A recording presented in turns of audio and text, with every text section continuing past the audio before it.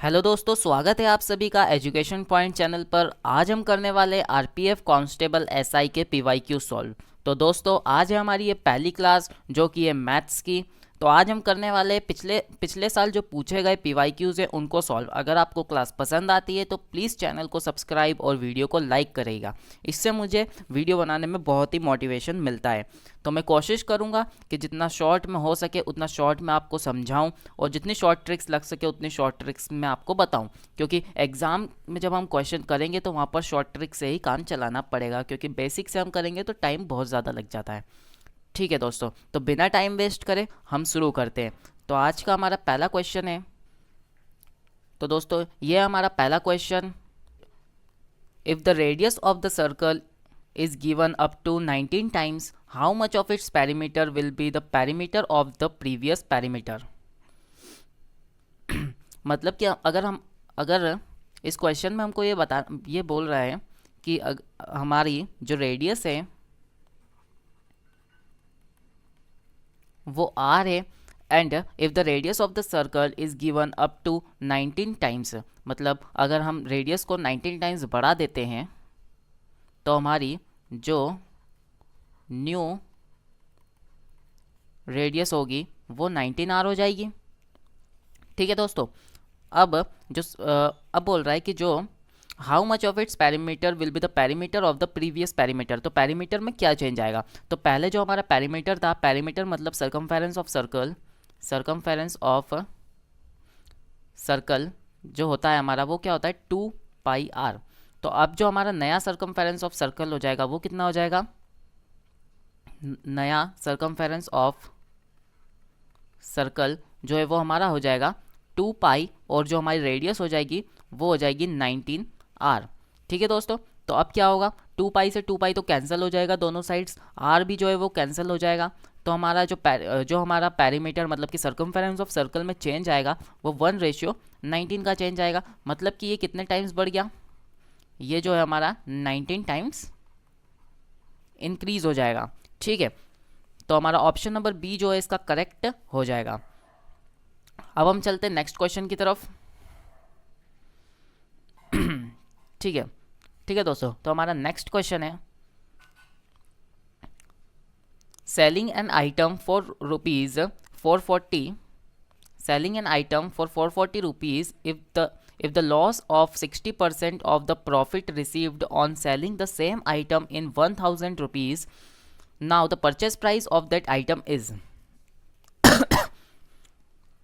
ठीक है, तो अगर इसमें ये बोल रहा है कि अगर हम जो हमारी जो हम सेलिंग प्राइस कर रहे हैं, हम इसके अंदर एज्यूम कर लेंगे कि जो हमारी कॉस्ट प्राइस है वो हमारी एक्स है। अब ये बोल रहा है कि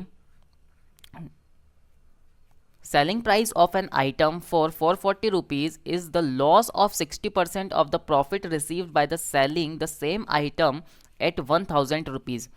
तो जो हमको लॉस हो रहा है यहाँ पर 440 रुपीज़ में, वो किसके बराबर है? वो बराबर है जितना हमको प्रॉफिट हो रहा है। वो जो लॉस है वो 60% है, और वो किसके बराबर है? जो हमको प्रॉफिट हो रहा है जब हम इसको 1000 रुपीज़ में बेच रहे हैं। तो 1000 रुपीज़ में बेचेंगे तो हमको प्रॉफिट लिखते हैं, तो हम कैसे लिखेंगे?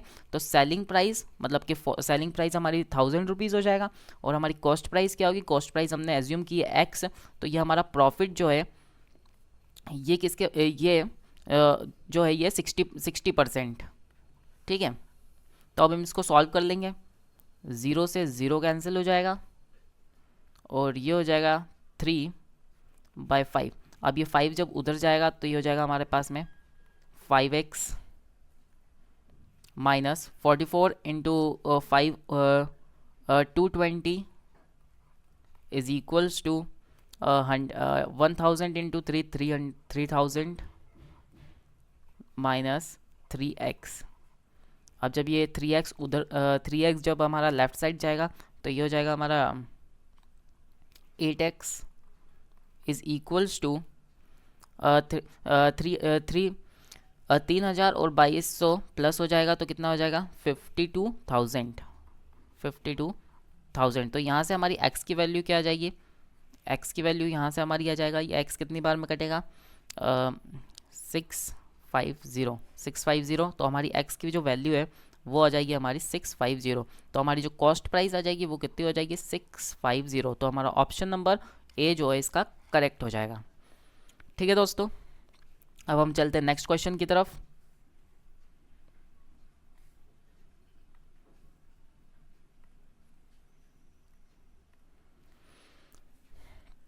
ठीक है, हमको नेक्स्ट क्वेश्चन बोल रहा है कि tell the product of two numbers which are LCM and HCF. हमको एलसीएम और एचसीएफ दे रखा है, तो हमको उन दो प्रोडक्ट्स का दो नंबर्स का प्रोडक्ट बताना है। ठीक है, तो एलसीएम एचसीएफ अगर आपने पढ़ा है तो इसका एक सिंपल सा फॉर्मूला होता है, first number into second number is equals to LCM into HCF, LCM into HCF. ठीक है, तो the product of two numbers इसका क्या हो जाएगा। अगर अगर ऐसा पूछा होता कि रेशियो पूछा होता तो इसको रेशियो में भी हम लिख सकते हैं। इस फर्स्ट नंबर को हम लिख देते ए इंटू, इसके अंदर से एच सी एफ बाहर निकाल लेते हैं, तो ये एच सी एफ इसके अंदर से बाहर निकालेंगे तो क्या हो जाएगा A into x into B into x is equals to L C M into H C F जो हमने एक्स मान रखा है। ठीक है, तो ये एक्स एक्स कैंसिल हो जाता है, लेकिन ऐसा अभी पूछा नहीं है हमको, तो डायरेक्ट पूछा है कि product of the two numbers बताना है, तो हम वो इस तरीके से बता देंगे। तो अब इसको हम काट देते हैं, इरेज कर देते हैं। ठीक है, तो product of the two numbers क्या हो जाएगा LCM into H C F, तो 9017 इंटू एच सी एफ क्या हो जाएगा 1, तो इस 9017, तो ऑप्शन नंबर इसका सी जो है वो करेक्ट हो जाएगा। अब हम चलते हैं नेक्स्ट क्वेश्चन की तरफ।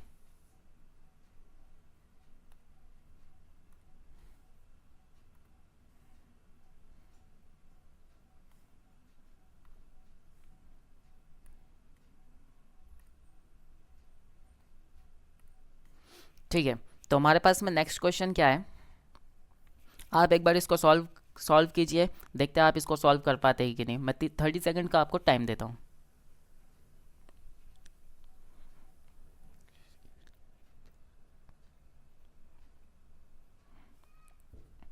ठीक है दोस्तों, तो अब हम इसको सॉल्व करते हैं। क्वेश्चन क्या बोल रहा है, सबसे पहले हमको क्वेश्चन पढ़ना है। क्वेश्चन बोल रहा है कि in the mixture of 84 litres the ratio of milk and water is 3:4। If this ratio is change to 3:5 then tell me the amount of excess of water mixed in the mixture। ठीक है, तो अभी हमको mixture दे रखा है 84 litres का।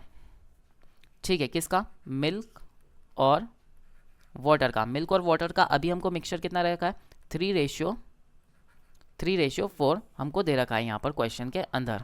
ठीक है, अब ये जो है ये चेंज हो जाता है कितना 3:5 में चेंज हो जाता है। तो इसके अंदर हमने इसमें पानी कितना मिलाया, पानी हमने मिलाया 1 रेशियो पानी मिलाया है। यहाँ पर हम देख सकते हैं 1 रेशियो मिलाया, और जो मिल्क है वो तो हमारा पहले भी 3 रेशियो था, अभी भी 3 रेशियो है। तो हम इसका सबसे पहले हम देख लेते हैं कि पहले कितना पानी था और कितना दूध था। तो पहले के रेशियोज़ को ऐड करेंगे, कितना 4 + 3 कितना हो जाएगा 7 रेशियो बराबर कितना हो जाएगा, मिक्सचर जो है हमारे पास में टोटल कितना है 84। तो 1 रेशियो बराबर कितना हो जाएगा 84 अपॉन में 7, यानी कि 12। इसको 7 में 7 और 7 2 14, तो ये हमारे पास में 1 रेशियो की वैल्यू आ जाएगी।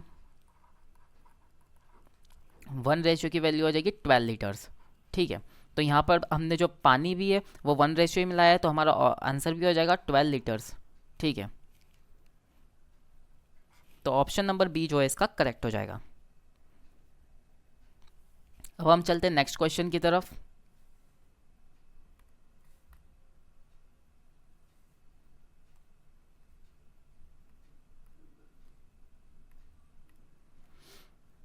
तो मैं आपको 30 सेकेंड्स टाइम देता हूँ, देखते हैं आप इसको सॉल्व कर पाते हैं कि नहीं।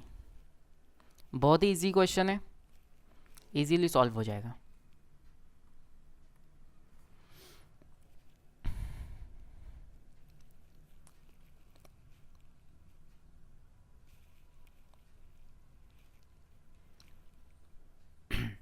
ठीक है दोस्तों, तो अब हम इसको सॉल्व करते हैं।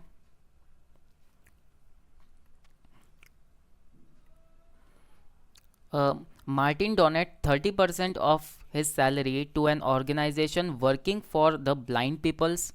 मतलब कि मार्टिन ने 13% सैलरी जो है उसकी उसकी 30% ऑफ इट्स सैलरी उसने ब्लाइंड पीपल्स की ऑर्गेनाइजेशन को डोनेट कर देता है।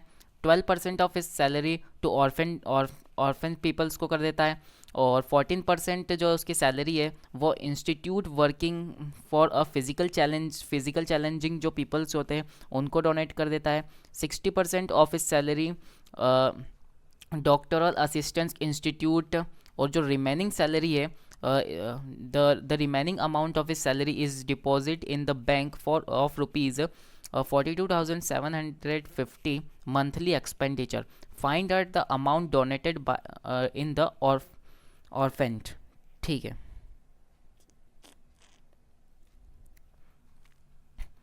तो अब हम देख लेते हैं कि एक सेकेंड, ये चेंज हो गया। यहाँ से हम पेन ले लेते हैं। अब हम देख लेते हैं। ओके, नहीं रहा है, 1 सेकेंड, चालू ही रहना पड़ेगा। जो उसने अपनी 30% सैलरी थी वो उसने कहाँ पर डोनेट करी? 30% सैलरी उसने ब्लाइंड पीपल्स को दी उसकी सैलरी का, और हम देखेंगे 12% सैलरी जो है उसने ऑर्फनेज पीपल्स को दी। 14% जो उसकी सैलरी है वो उसने इंस्टीट्यूट वर्किंग फिजिकल चैलेंज जो पीपल्स को दे दी, फिजिकल चैलेंज पीपल्स को दे दी। और and 16% of his salary 60% of his salary उसने डॉक्टरल असिस्टेंट इंस्टीट्यूट को दे दी। तो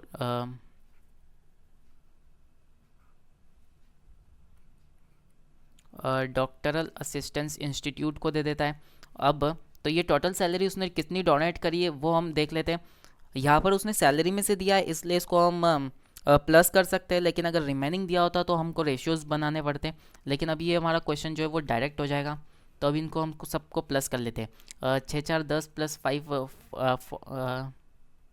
15 एंड 1 2 3 4 5 55। तो 55% सैलरी जो है वो डोनेट कर देता है। अब 55 में से उसके पास में बचती कितनी? 45%। 45% वो जो है वो बैंक के अंदर डिपॉजिट करता है, जो कि कितनी है?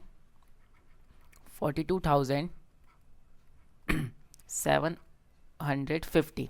ठीक है, अब हमको निकालना है कि उसने कितनी डोनेट करी थी, कितने अमाउंट उसने डोनेट करा था किसको?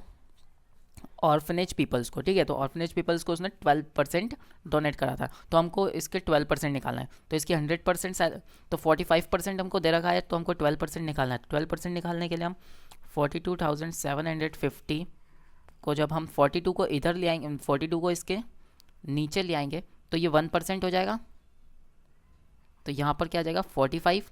अब 1 इसके अंदर अगर हम 12 का मल्टीप्लाई कर देते तो 12% हो जाएगा। ठीक है, तो 12% हो जाएगा। अब हम इसको अभी हम इसको कैंसिल कर लेते हैं। इसको हम 3 से कैंसिल कर लेते हैं। 3 4 = 12, 3 1 = 3, 3 5 = 15। अब हम इसको 15 से कर लेते हैं।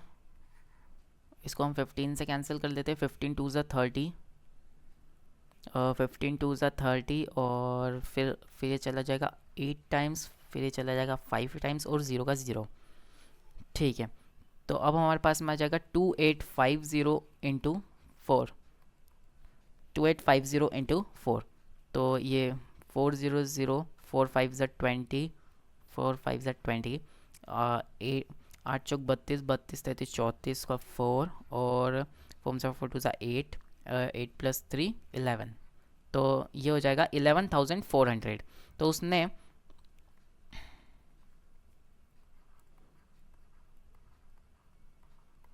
ऑर्फनेज पीपल्स को कितनी सैलरी डोनेट करी? 11,400। तो हमारा ऑप्शन नंबर इसके अंदर दिया नहीं है, तो वैसे तो हमने सही किया है। 13% ऑफ इस सैलरी उसने ब्लाइंड पीपल्स को करी, 12% ऑर्फनेज पीपल्स को करी 14%, उसने फिजिकल चैलेंज पीपल्स को करी 16% सैलरी, उसने डॉक्टरल असिस्टेंस इंस्टीट्यूट को करी, इन सबको प्लस कर लेंगे 55% ही आएगा। और 45 बची हुई 45% उसने बैंक के अंदर डिपॉजिट कर दी, तो ये कर लेंगे 3 4 से 12, 3 1 से 3, 3 5 से 15, और 15 से करेंगे 15 2 से 30, एंड 30 में से कितना बचा 12, तो ये चलेगा 8 टाइम्स 120 बचा 2। ठीक है दोस्तों, तो 15 2 से 30 हो जाएगा 30, और ये बचेगा कितना 12 बच जाएगा, तो 12 बच जाएगा, तो ये कितने टाइम्स जाएगा, तो ये एक्चुअली जाएगा कितने 8 टाइम्स जाएगा, 8 टाइम्स जाएगा तो 120, तो 127 आ जाएगा, तो 7। अब ये 7 कितनी टाइम्स में चले जाएगा, 7 चले जाएगा हमारा 5 टाइम्स में, तो ये एकदम करेक्ट है, इंटू 4। तो यही जो है ये हमारा ऑप्शन, यही जो है हमारा आंसर होगा ऑप्शंस के अंदर, इसके अंदर गलत दे रखा है, तो यही होगा 11,400। ठीक है, तो अब हम नेक्स्ट क्वेश्चन की तरफ चलते हैं। ठीक है दोस्तों, तो हम इसको सॉल्व करते हैं। क्वेश्चन नंबर 7 है, इसमें हमको इंस्ट्रक्शंस दे रखे हैं, study the following times graph and answer the question on the basis of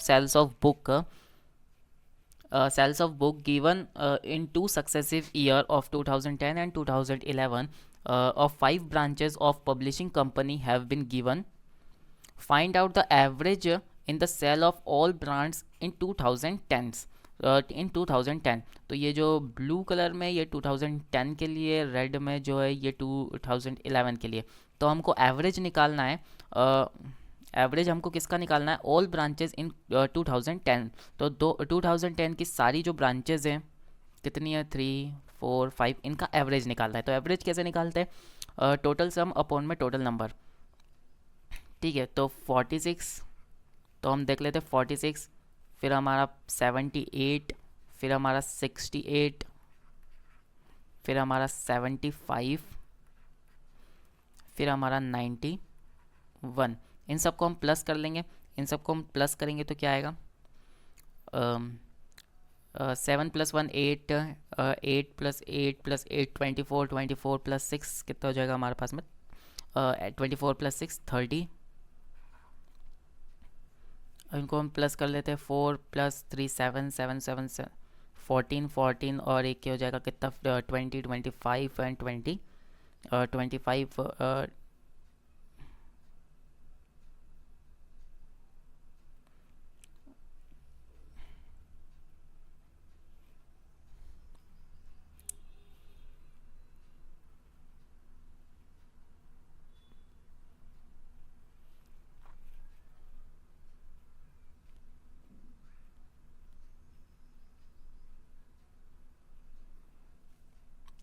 ठीक है, तो ये कितना हो जाएगा 30 हो जाएगा, और ये 4 + 3 हो जाएगा 7 7 7 7 14 14 + 6 कितना हो जाएगा 14 + 6 हो जाएगा हमारे पास में 20 20 + 5 25 25 25 और 25 + 9 कितना हो जाएगा 34, तो ये हो जाएगा हमारे पास में 34 340, और टोटल नंबर्स कितने 1 2 3 4 5, टोटल ब्रांचेस है 5, तो इसको हम 5 से डिवाइड कर देंगे।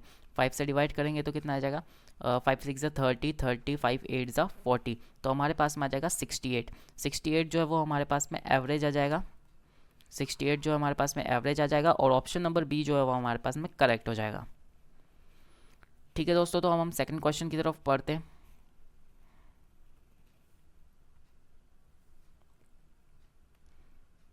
ये रहा हमारा सेकंड क्वेश्चन, आप इसको सॉल्व करने की कोशिश कीजिए, देखते हैं आप कर पाते कि नहीं।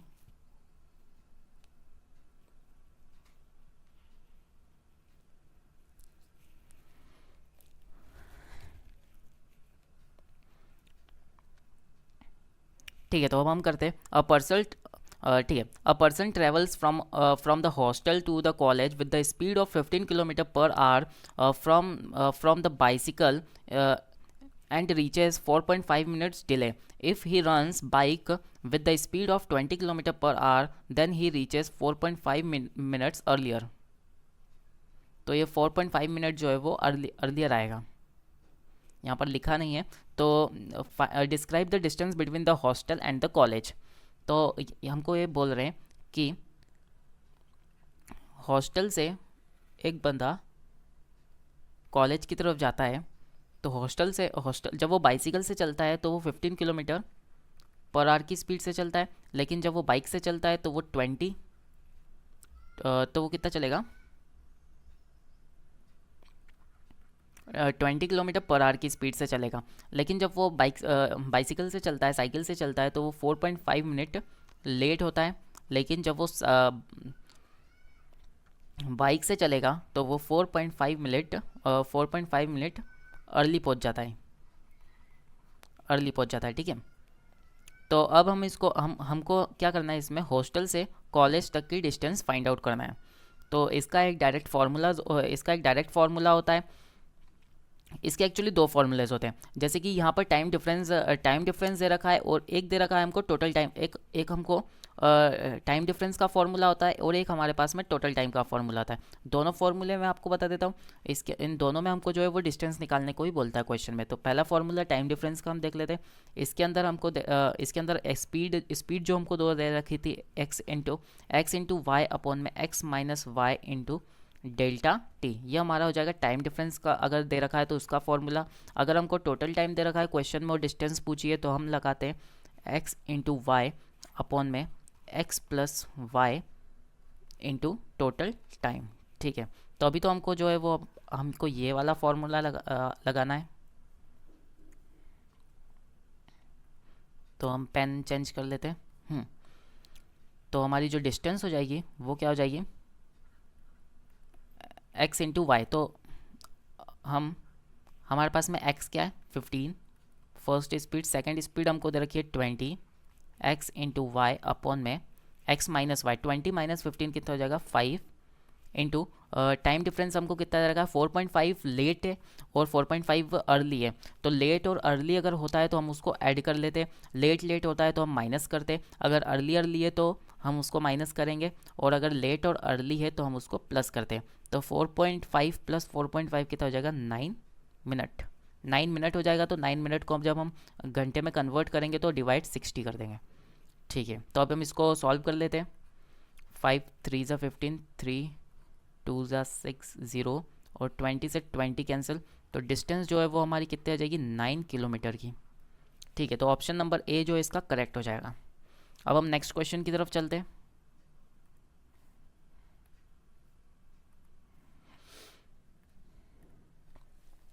तो आप इसको एक बार सॉल्व करने की कोशिश कीजिए, देखते हैं आप कर पाते कि नहीं, फिर मैं आपको बताऊंगा। बहुत ही सिंपल क्वेश्चन है, कॉइन्स वाला। इसकी मैं आपको ऐसी शॉर्ट ट्रिक बताऊंगा कि आप फिर कोई सा भी क्वेश्चन हो तुरंत सॉल्व कर लेंगे, ठीक है। ठीक है, तो क्वेश्चन में है in one box 3 different types of odd coins are in the ratio of 3:5:7। 3 तरीके के कॉइन्स है जो जिनका हमको रेशियो दे रखा है, ठीक है। कॉइन्स का रेशियो क्या दे रखा है 3:5:7, ठीक है। और उनकी वैल्यूज़ भी दे रखी है। वैल्यू हमको क्या दे रखी है, and values are 3, 5, 10 rupees respectively. तो 3 रेशियो के जो कॉइन्स है वो 1 रुपीज़ वाले हैं, और 5 वाले जो हैं वो 5 रुपीज़ के हैं, 7 वाले जो है वो 10 रुपीज़ के हैं, ठीक है। If the total price of the coin keeped in the box is, जो टोटल कितने रुपए रखे हुए हैं, तो टोटल है हमारे पास में 686 रुपीज़ रखे हुए हैं। Then tell me the number of old coins of 10 rupees के कॉइन्स हमारे पास में कितने हैं, ठीक है। हमको ये फाइंड आउट करना है कि 10 रुपीज़ के कॉइन्स हमारे पास में कितने हैं। तो उसको हम निकालने के लिए क्या करेंगे, हम इनको मल्टीप्लाई कर देते, कॉइन्स को और वैल्यू को मल्टीप्लाई कर देंगे, ठीक है। तो कॉइन्स और वैल्यूज़ को मल्टीप्लाई कर देंगे तो कितना हो जाएगा ये, इसको हम ऐसा भी मान सकते हैं कि इसको हम 3x 5x 7x, तो हम जब x की वैल्यू निकालेंगे तो उसमें पुट करके हम कॉइन्स की कितने कॉइन्स थे वो निकाल सकते हैं। तो अगर ईजी रहेगा, अगर रेशियो आपको समझ में नहीं आता है तो हम इसको लिख सकते हैं 3x रेशियो 25x, इसको लिख देंगे हम 70x और 70x। अब जो इन पूरी की वैल्यू हमको कितनी दे रखी है 686 हमको दे रखी है। तो 3x को प्लस 25x प्लस 70x, इन सबको हम प्लस कर लेंगे तो वो हमारे पास में कितना आएगा 686 के बराबर होगा। तो इन सबको हम प्लस कर लेते हैं, और 5 6 7 8 और 7 8 9 और 10।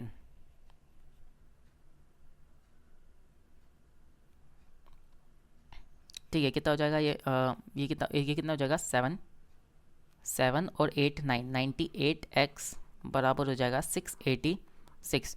तो हमारे पास से यहाँ से x की वैल्यू क्या आ जाइए, 686 अपॉन में 686 को 98 से जब हम इसको कैंसिल करेंगे तो ये 98 से जो डायरेक्ट कैंसिल हो जाएगा। कितनी बार में कैंसिल होगा ये, 8 5 ज़ा 40, 8 7 ज़ा 56, 56 और 9 6 ज़ा 54 और प्लस 68। तो ये 7 टाइम्स में डायरेक्ट कैंसिल हो जाएगा। अगर आप भी इसी तरीके से शॉर्ट ट्रिक सीखना चाहते हैं कैलकुलेशन की तो आप कमेंट बॉक्स में बता सकते हैं, मैं आपके लिए उसके लिए अलग से वीडियो ला दूंगा। तो x की जो वैल्यू है हमारे पास में 7 आ जाएगी। अब हमसे पूछा गया है कि 10 रुपये के सिक्के के कितने कॉइन्स थे, तो ये जो था हमारे पास में 7x था, तो 7x था, तो 7 इंटू 7 हो जाएगा 49। तो 49 कॉइन्स थे हमारे पास में, तो ऑप्शन नंबर डी जो है इसका करेक्ट हो जाएगा। अब नेक्स्ट क्वेश्चन की तरफ चलते हैं।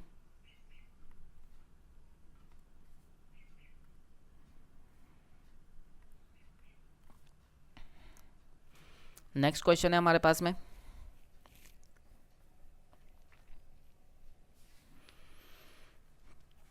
an amount of rupees 7600 is invested on ordinary interest at the annual rate of 8% if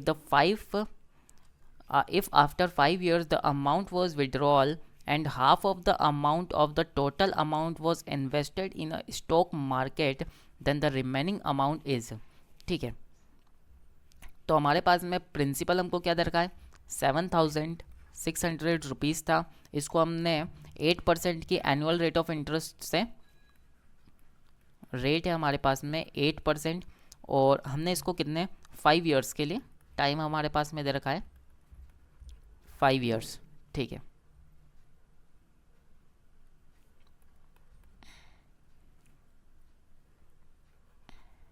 time जो हमारे पास में 5 ईयर्स दे रखा है।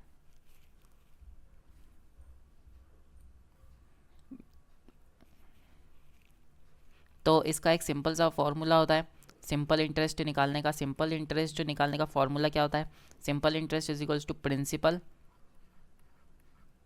Into rate into time. Time क्या है 5 ईयर्स का। तो हमारे पास में यहाँ से क्या आ जाएगा, सिंपल इंटरेस्ट, 0 से 0 कैंसिल कर देंगे, इसको इससे कैंसिल कर देंगे।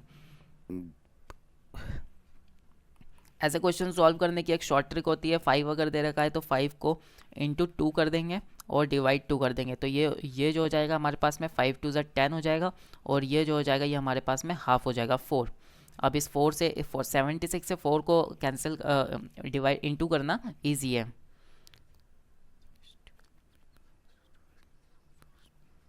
कितना हो जाएगा, 76 इंटू 4 हो जाएगा 304, और 10 का क्या हो जाएगा 0। ठीक है, तो ये हमारे पास में क्या आ जाएगा, सिंपल इंटरेस्ट। अब ये जो तो हमारे पास में टोटल अमाउंट कितना हो जाएगा, अमाउंट क्या होता है, amount is equals to principal principal plus simple interest. तो प्रिंसिपल प्लस सिंपल इंटरेस्ट कितना हो जाएगा, 7600 प्लस 3040। तो हमारे पास में टोटल अमाउंट कितना हो जाएगा 10640। अब इसमें से उसने बोला है कि हाफ ऑफ द अमाउंट जो है उसने स्टॉक मार्केट में इन्वेस्ट कर दिया। तो हमारे पास में बचा हुआ कितना हो जाएगा 5320 5320 रुपये जो है वो हमारे पास में बचेंगे। ठीक है, तो ये ऑप्शन नंबर हमारे पास में डी जो है इसका करेक्ट हो जाएगा। अब नेक्स्ट क्वेश्चन की तरफ चलते हैं।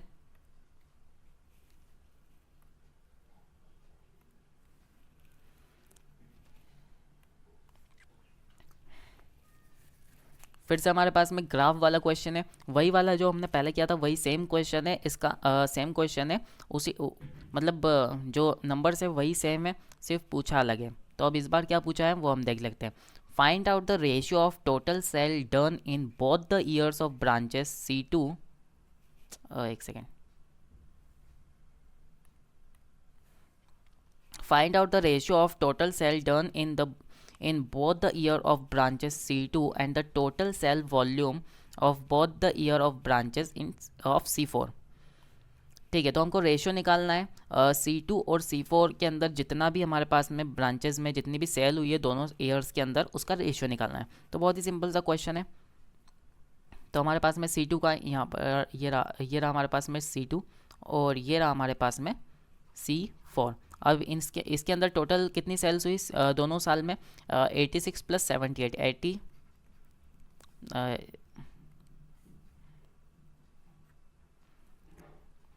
ये हमारा C2 रेशियो C4 हो जाएगा। ठीक है, C2 के अंदर कितनी हो जाएगी?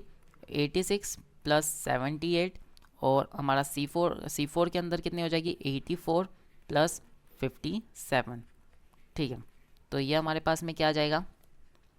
164 और ये हमारे पास में आ जाएगा 141। तो ये रहा रेशियो, यही हमसे पूछा भी गया था, रेशियो निकालने का बोला था। तो हमारा ऑप्शन नंबर सी जो है इसका करेक्ट हो जाएगा। अब नेक्स्ट क्वेश्चन की तरफ चलते हैं।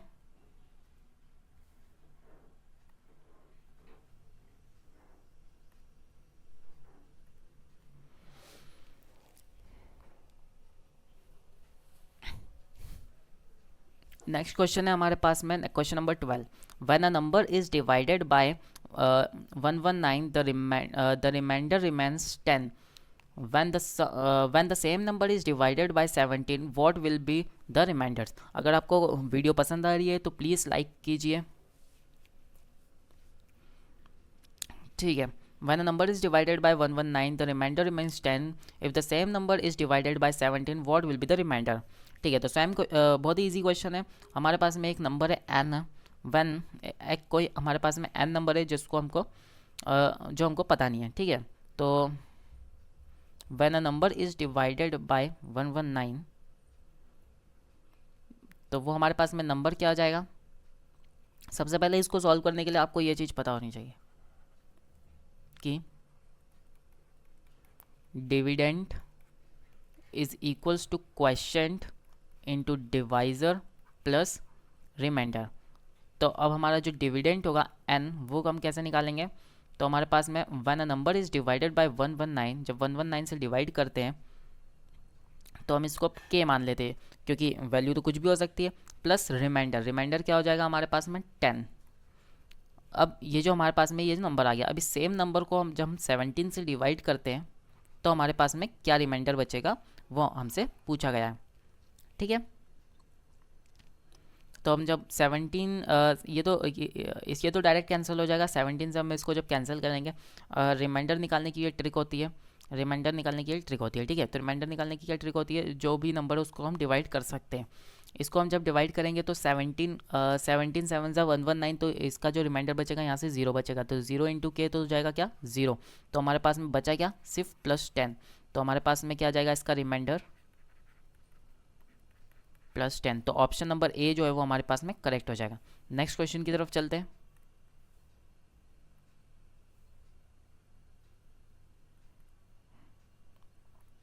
ठीक है, तो नेक्स्ट क्वेश्चन जो है वो हमारे पास में सिंप्लीफिकेशन का है, इसको हमको सिंप्लीफाई करना है। तो बहुत ही इजी क्वेश्चन है। देखिए 324 जो है वो 18 का स्क्वायर होता है।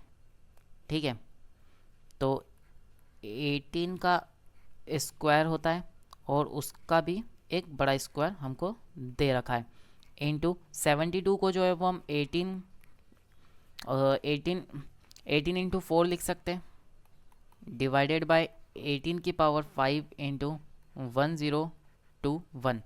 ठीक है, तो ये क्या हो जाएगा हमारे पास में? 18 की पावर, ये दोनों मल्टीप्लाई हो जाएंगे, तो ये कितना हो जाएगा? 2 2 ज़ा 4, 18 की पावर 4 इंटू 18 इंटू 4, और ये डिवाइड का साइन हट के ये अपॉन में आ जाएगा, 1 अपॉन में 18 की पावर 5 इंटू 1021। तो 18 की पावर 5 से ये दोनों कैंसिल हो जाएगा। अब बचेगा कितना? 4 इंटू 2021। इसको हम मल्टीप्लाई कर देते हैं, तो 4 1 ज़ा 4, 4 2 ज़ा 8, 4 0 ज़ा 0 और 4 1 ज़ा 4। तो हमारे पास में आंसर जो आ जाएगा 4084 आ जाएगा। तो 4084 ऑप्शन नंबर डी जो है वो हमारे पास में करेक्ट हो जाएगा। नेक्स्ट क्वेश्चन की तरफ चलते हैं।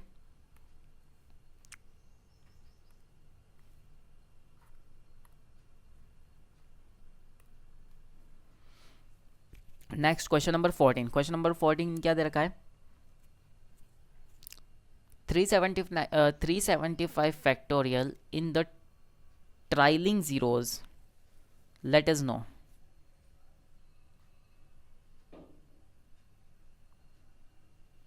देखो फैक्टोरियल का मतलब आप सभी को पता है, जैसे कि अगर 5 फैक्टोरियल लिखा है तो क्या होगा? 5 इंटू 4 इंटू 3 इंटू 2 इंटू 1। ठीक है, 5 4 ज़ा 20, 20 इंटू 3 60, 60 इंटू ज़ा 120। तो 5 फैक्टोरियल की वैल्यू जो होती है वो 120 होती है। इसी तरीके से 375 फैक्टोरियल दे रखा है, तो इसके अंदर हमको बताना है कि कितने ज़ीरोज़ आएंगे, how many number of zeros. तो जो ज़ीरो है वो कैसे बनता है? ज़ीरो एक 5 इंटू 2 से बनता है केवल। ठीक है, तो हमको इसके अंदर क्या निकालना है कि नंबर्स निकालना है, नंबर ऑफ 5 और नंबर ऑफ टूज़। ठीक है, तो टूज़ तो बहुत सारे होंगे, तो टूज़ तो इसके अंदर बहुत सारे होंगे, तो हम नंबर ऑफ़ 5 निकाल देंगे। जितने नंबर ऑफ़ 5 होंगे उतने ही नंबर ऑफ़ ज़ीरोज़ आएंगे इसके अंदर। ठीक है, तो नंबर ऑफ़ 5 कैसे निकालते हैं वो मैं अब आपको बताता हूँ।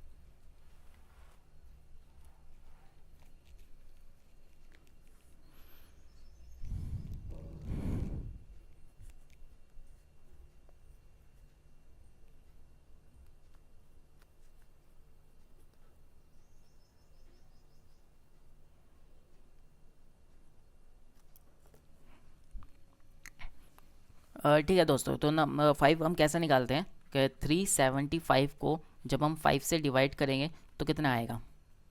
5 7 ज़ा 35, 5 3 ज़ा 5 5 ज़ा 25,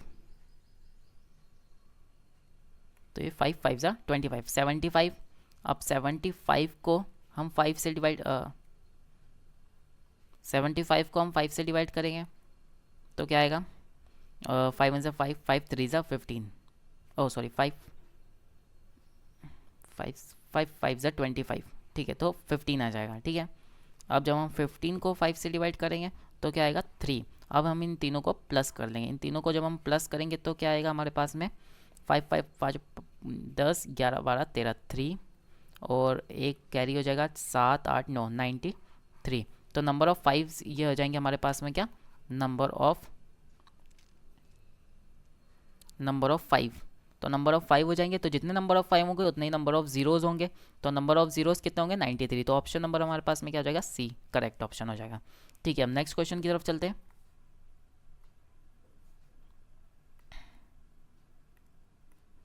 ठीक है, तो हमारे पास में नेक्स्ट क्वेश्चन दे रखा है, क्वेश्चन नंबर 15।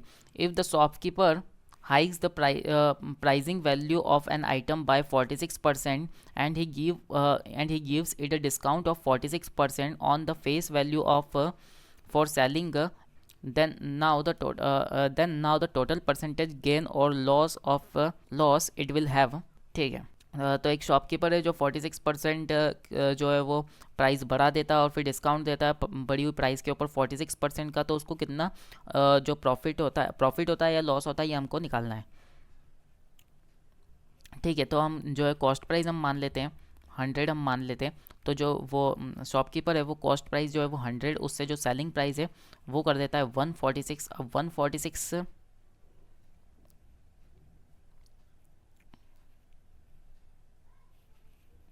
अब ये जो 146 है इसके ऊपर वो क्या करता है हमको 46% का डिस्काउंट देता है, मतलब कि 46% का हमको डिस्काउंट दे रहा है। तो 46% का अगर डिस्काउंट दे रहा है तो वो टोटल इसको मतलब कितने में बेच रहा है? 46 को जब हम 100 में से माइनस करेंगे तो ये हमारे पास में आ जाएगा 54%। 54% जो है मैं वो दे रखा है फाइनल प्राइस हो जाएगी, ठीक है इसकी। तो हम 54% इसका निकाल लेंगे। तो हमारे पास में क्या आ जाएगा इसका 54%। तो 146 इंटू 54 अगर हम करेंगे तो आ जाएगा हमारे पास में 7884, यानी कि अपॉन में 100। तो ये हो जाएगा हमारे पास में 78.84। तो ये हो जाएगा हमारे पास में 100 से 78.84। तो इसको लॉस हो रहा है, कितने का लॉस हो रहा है, तो वो हम निकाल लेंगे 100 माइनस 78.84। तो जब हम इसको माइनस करेंगे तो हमारे पास में आ जाएगा कितना, 0.00, ये 9 9 9 और ये 10 हो जाएगा। तो ये हमारे पास में आ जाएगा 6112 21.16, यानी कि 21.16% का जो है वो हमारे पास में क्या आ जाएगा, लॉस आ जाएगा। नेक्स्ट क्वेश्चन की तरफ चलते हैं। तो इसका ऑप्शन नंबर क्या आ जाएगा, ऑप्शन नंबर ए जो है इसका करेक्ट हो जाएगा। नेक्स्ट क्वेश्चन की तरफ चलते हैं।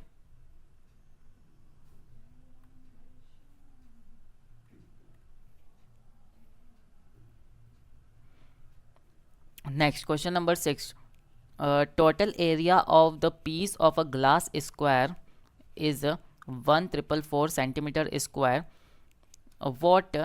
Which is placed above the table. The width between the table and the edges of the glass piece is 9 centimeter. Tell the length of the table. यानी कि हमको बोल रहा है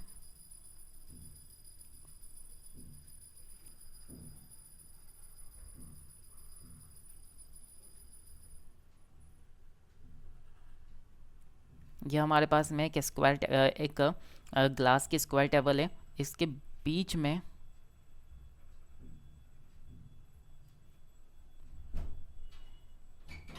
which is place between the table. ये एक glass square है जिसको हमने टेबल के बीच में रखा।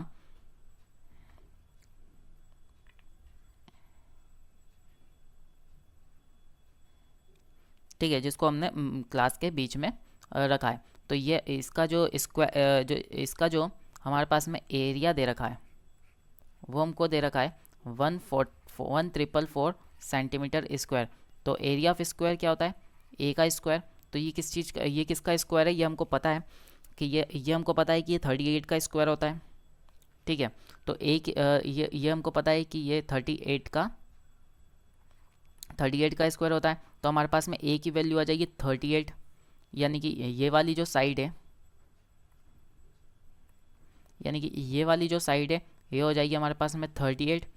और ये वाली साइड हमको दे रखी है, ये हमको दे रखा है 9 सेंटीमीटर।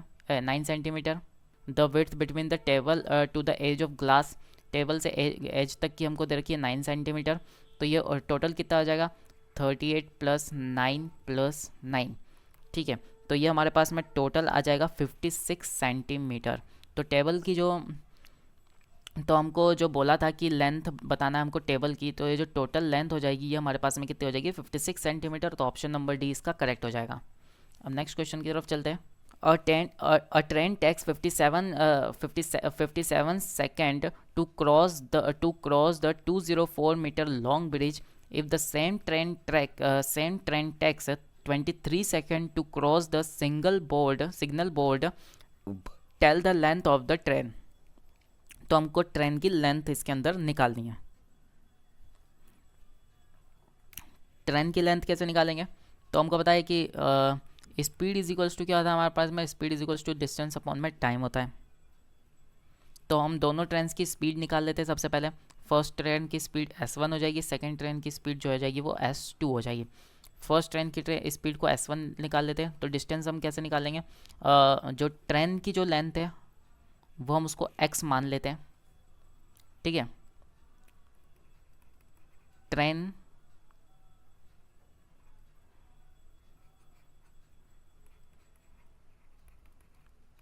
की जो लेंथ है उसको हम x मान लेते हैं। ठीक है,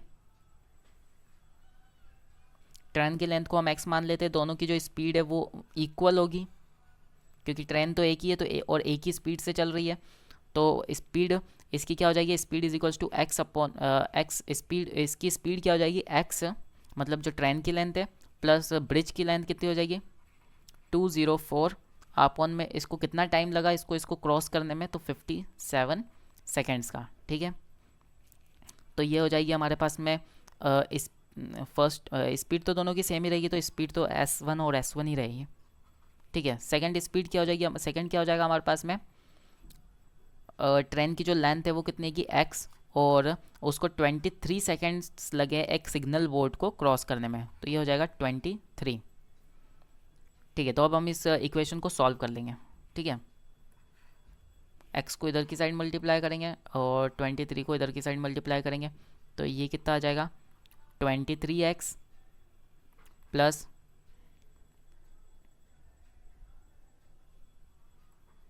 204 इंटू 23। कैलकुलेशन को बड़ी नहीं करना है तो इसको एज इट इज ही लिख देते हैं हम, इज इक्वल्स टू 57x। ठीक है, तो अब हमारे पास में क्या आ जाएगा 57x minus 23x is equals to 204 into 23। तो हमारे पास में x इज इक्वल्स टू क्या आ जाएगा 57 माइनस 23, 57 माइनस 23 कितना होता है, 57 माइनस 23 हो जाएगा हमारे पास में 34। तो 204 इंटू 23 अपॉन में 34। अब हम इसको कैंसिल करेंगे तो हमारे पास में ट्रेन की जो आ जाएगी, हमारे पास में क्या आ जाएगी, लेंथ आ जाएगी, ट्रेन की लेंथ आ जाएगी। ठीक है, तो अब हम इसको 17 से मल्टीप्लाई कर सकते हैं। 17 से इसको हम 17 टू ज़ा, और ये चला जाएगा हमारे पास में 17, ये हमारे पास में चला जाएगा 17 6 ज़ा 102 होता है, तो 12 बार में चला जाएगा, और ये 2 से ये हमारे पास में चला जाएगा कितने बार में, 6 बार में। ठीक है, तो 6 इंटू 23, 6 इंटू 23 कितना हो जाएगा, 6 3 ज़ा 18 और 6 दूनी 12, और ये हो जाएगा कितना 13, 138। तो ऑप्शन नंबर ए जो है इसका करेक्ट हो जाएगा, 138 मीटर की जो हो जाएगी ट्रेन की लेंथ हो जाएगी। ठीक है, नेक्स्ट क्वेश्चन की तरफ चलते हैं।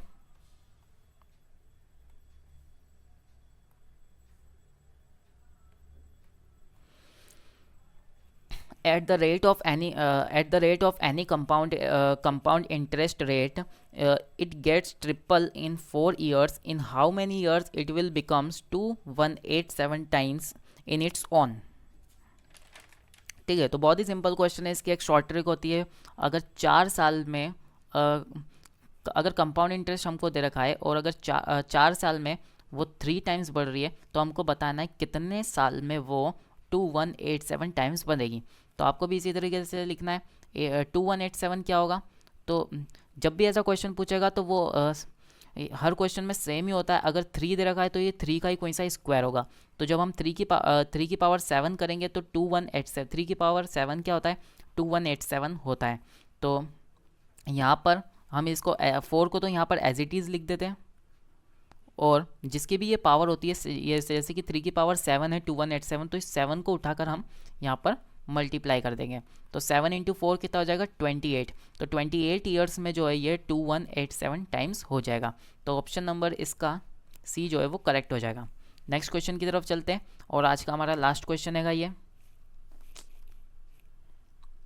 ठीक है, तो जो है वो लास्ट क्वेश्चन क्या दे रखा है हमको, इसके आगे हम नेक्स्ट क्लास में सॉल्व करेंगे। अगर आपको वीडियो पसंद आए तो प्लीज़ लाइक कर देना। लास्ट क्वेश्चन है वो करते हैं। A shopkeeper sells a product in rupees 2367 and he earn 12.5% profit. Tell me the amount which is equals to the half of the purchase price of the product. मतलब हमको cost price निकालनी है, और लेकिन कॉस्ट प्राइस में भी divide 2 करना है लास्ट में। ठीक है, CP/2 हमको करना है। एक शॉपकीपर है जो कि इतने में प्रोडक्ट को बेच रहा है, ये हमको क्या दे रखी है, सेलिंग प्राइस दे रखी है। यह हमारे पास में प्रॉफिट दे रखा है। तो 12.5 जो होता है वो किसके बराबर होता है, 1/8 के बराबर आता है, अगर इसको हम रेशियो में लिखते हैं तो। ठीक है, ये आपको याद करना पड़ेगा। अगर आपको ये करना नहीं आता है तो आप कमेंट में बताइए, मैं इसके लिए आपको एक क्लास लाऊंगा जिसमें आप कुछ भी लिखा रहेगा तो आप तुरंत बता देंगे। जैसे कि 37.5 लिखा रहेगा तो आप तुरंत बता देंगे कि वो क्या होता है, इस तरीके से। ठीक है, तो यहाँ पर ये बोल रहा है कि इसने प्रॉफिट कितना अर्न किया है 12.5%। तो हमको यहाँ पर कॉस्ट प्राइस सबसे पहले निकालनी पड़ेगी। कॉस्ट प्राइस कैसे निकालेंगे? कॉस्ट प्राइस और ये हमको सेलिंग प्राइस। तो कॉस्ट प्राइस जो है वो हमको नहीं पता है, जो सेलिंग प्राइस है वो कितना है 2367 है, और जो हमारे पास में प्रॉफिट हो रहा है वो कैसा हो रहा है?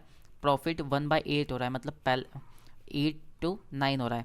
तो ये जो 9 है, ये 9 किसके बराबर है? इसके बराबर है। तो हमको 8 का निकालना पड़ेगा। तो यहाँ से हम 1 रेशियो की वैल्यू निकाल लेंगे, 2367 अपॉन में 9। जब हम इसको कैंसिल करेंगे तो क्या आएगा?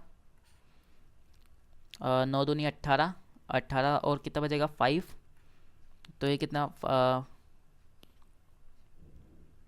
9 6 54, और ये कितना बचेगा 2, 9 3 27। तो हमारे पास में यहाँ से 1 रेशियो की वैल्यू आ जाएगी 263। तो जब हम 1 रेशियो की वैल्यू ये आ जाएगी, तो 8 रेशियो की वैल्यू क्या हो जाएगी? 263 इंटू 8, 8 3 24, 48 48 49 50। तो ये हो जाएगा 50, 8 दूनी 16, 16 और 5 कितना हो जाएगा 21।